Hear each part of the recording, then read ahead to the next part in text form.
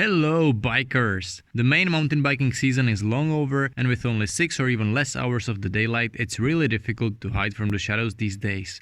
But unlike Canadians, we are not afraid of the dark, we face it instead. That might sound scary at first, but it's a lot of fun if you're well prepared for it. There are 10 tips on how to prepare for your night ride.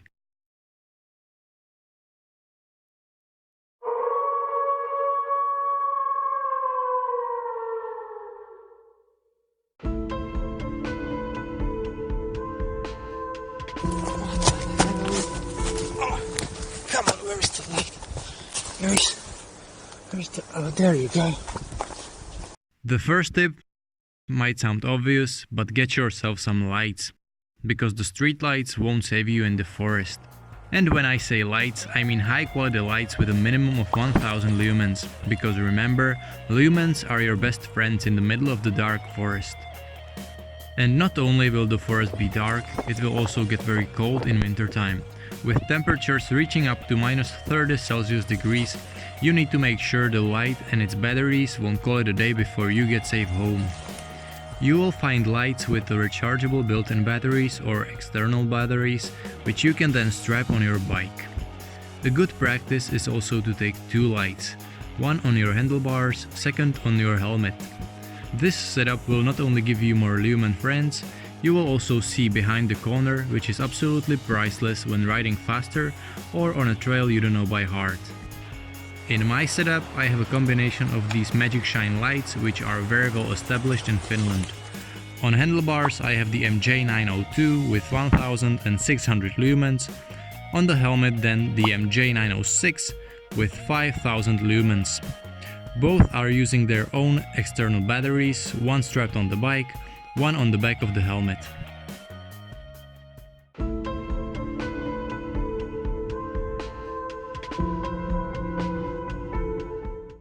In addition to my headlights, I also ride with the rear light attached to my bike. But the important thing here is that I use it mainly when I'm riding in the traffic. If you're riding with mates, turn the rear light off because it will disturb their vision. However, if you ride on your own, you can keep the rear light on or off, whatever you like.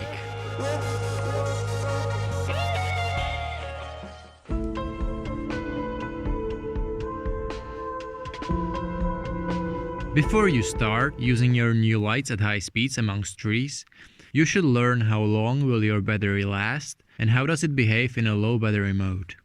Some might give you a light signal, some might just shut down when the battery dies. And that's something you don't want to experience because the trees will move out of your way if they don't see you. To avoid such situation, create yourself a power strategy. Just like you're managing the power in your legs, use the low light settings when you have a break or riding on the street.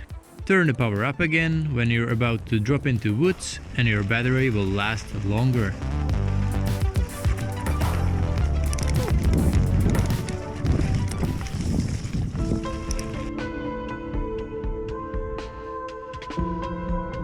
We talked about the durability of your lights, but the main one who needs to stay warm and last all night is you. And since the Finnish winter will make it as hard as possible for you, you need to put some heavy-duty clothes on. The key is in layering. First of all, take your time to pick a high-quality base layer. You want it to keep you warm, but also to be breathable so you don't sweat. On top of it, I'm usually fine with some long-sleeved shirt, as the main cold killer is this triple-layered Northwave winter jacket. It's waterproof, windproof, elastic, and really warm.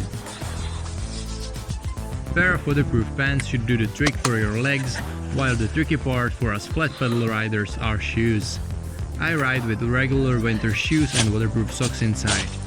Your hands are well exposed the whole time, so you'd also need to pick a good pair of wind and waterproof gloves.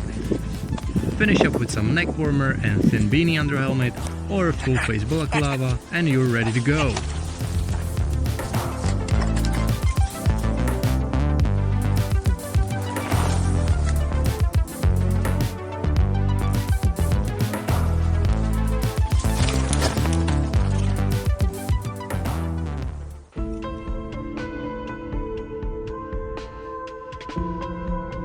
There is nothing much special to the setup of your bike compared to your regular rides.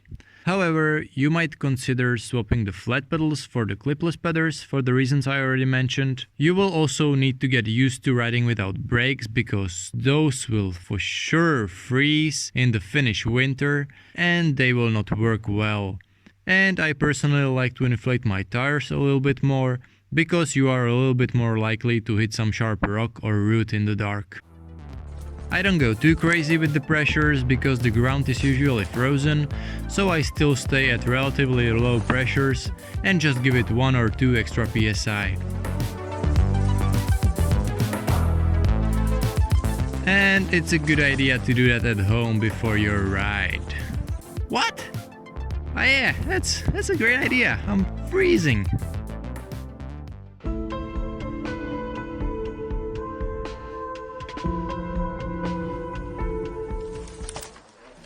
It's also a very good idea to take some tools and spares with you, because you don't want to walk home in the middle of the night or get stranded in the cold. Mini tool, spare tube, pump and some zip ties are the absolute minimum. If I'm going for a longer night ride, I also like to take spare gloves and socks with me, and if I know there is a fireplace on the way, I wouldn't hesitate to light it up to get warm. For these cases, I always carry a pack of matches in my backpack. I don't usually carry sausages around, but at least you can warm up your energy bar while enjoying the hot coffee you brought.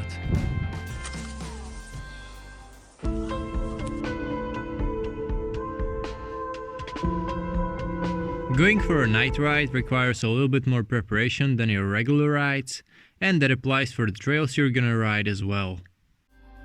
Try to pick trails you know well and where you won't get surprised by an unexpected turn, jump or anthill. I wouldn't recommend you to explore new trails in the dark. You could get lost, run out of batteries or ride into a bear cave. And trust me, you don't want to spend a night in a bear cave with a bear.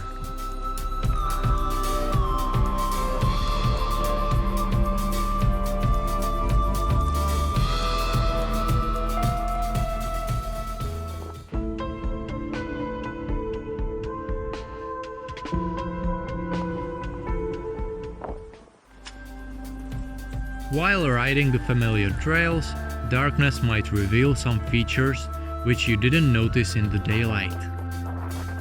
The bright tunnel vision you'll have at night is really powerful and works as a fantastic mind relaxation too.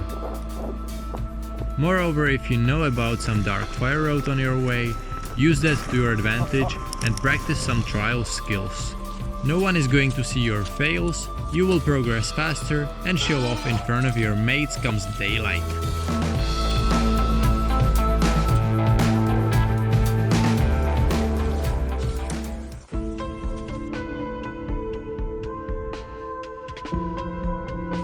Riding at nighttime is without a doubt dangerous, and if anything happens, you don't want to be on your own. So it's always a good idea to take a mate with you. Oh, Maier! Not only you can take care of each other like we just did, you also have another pair of lights to light up the darkness.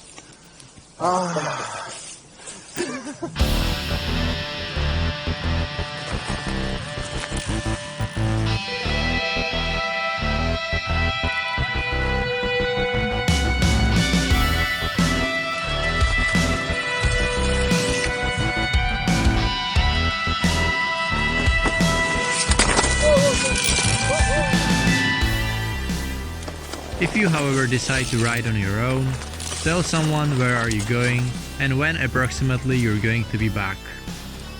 Eventually call them that you have some technical issue and need to walk home, so they don't need to be worried.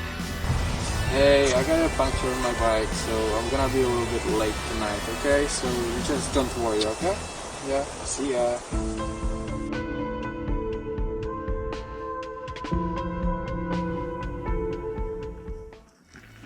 And last but not least of all, always keep in mind that you might not be alone in the forest. There are animals sleeping at night, and you should try to be as silent as possible not to disturb them. If you meet some though, be kind, offer them some of your snack and coffee, and invite them for a ride. I'm sure they will be excited to build up some muscles for the summer season just like you are, because the summer will come faster than you think. Fancy a coffee? Or snack maybe? Just leave me alone, come on! So, these were our 10 tips for riding in the dark. Did you like them? Did we miss some? Let us know in the comments down below. And now, turn on the light and let's light up the night. See ya!